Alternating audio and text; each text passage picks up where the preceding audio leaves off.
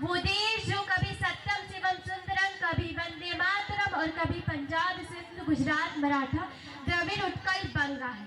मैं उस देश के नागरिक हूँ जो हर टुकड़ाए हुए की सरल स्त्री बन जाता है और सात समुंदर पार परदेशियों को भी। यही भारतीय पूज्य भूमि भारतवर्ष कहलाता है, भारतवर्ष कहलाता है।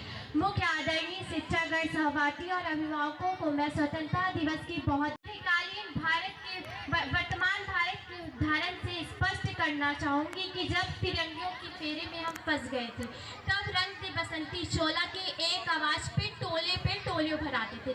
लोग मर जाते थे, मिट जाते थे, एक आवाज पे टोले भराते थे। लोग मर जाते थे, मिट जाते थे, फांसी पे चढ़ जाते थे। तो वो भी अपनी देशभक्ति दिखा रहे थे क्योंकि उस दौर की देशभक्ति ने कसौटी थी। उसके बाद 61-62 के युद्धों में अपना सुहाग गवा देने वाली औरतों की घर की हालत ये हो जाया करती थी कि प्यार भी भरपूर गया, मांग की सिंदूर गई। प्यार भी भरपूर गया, मांग की सिंदूर गई।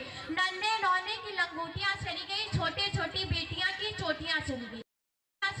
छोटी छोटी बेटियां की चोटियां चली गई। नन्हे नौने की लंगोटियां चली गई, छोटे छोटे बेटियां की चोटियां चली गई। बाप की कमाई गई, भाई की पढ़ाई गई। एक ऐसा विस्फोट हुआ पता ही नहीं चला और आपके लिए तो एक आदमी मरा है साहब। हमारे घर की तो 2 रोटियां ही चली गई, हमारे घर की तो 2 रोटियां ही चली गई। मैं नहीं मानती फेसबुक व्हाट्सएप को 3 रंग में रंग देना ही देशभक्ति है। अगर आप ये कहेंगे कि साल में 2 बार हाथ में तिरंगा ले लेना ही तो चली गई। मैं नहीं मानती फेसबुक व्हाट्सएप को 3 रंग में रंग देना ही देशभक्ति है।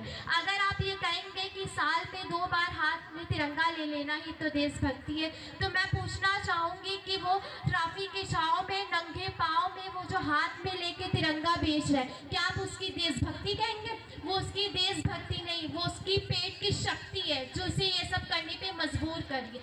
क्योंकि ना मस्जिद को जानता है, ना सिवालों को जानता है, ना मस्जिद को जानता है, ना सिवालों को जानता है। जो पेट का भूखा होता है ना, वो सिर्फ भोजन के निवालों को जानता है, भोजन के निवालों को जानता है।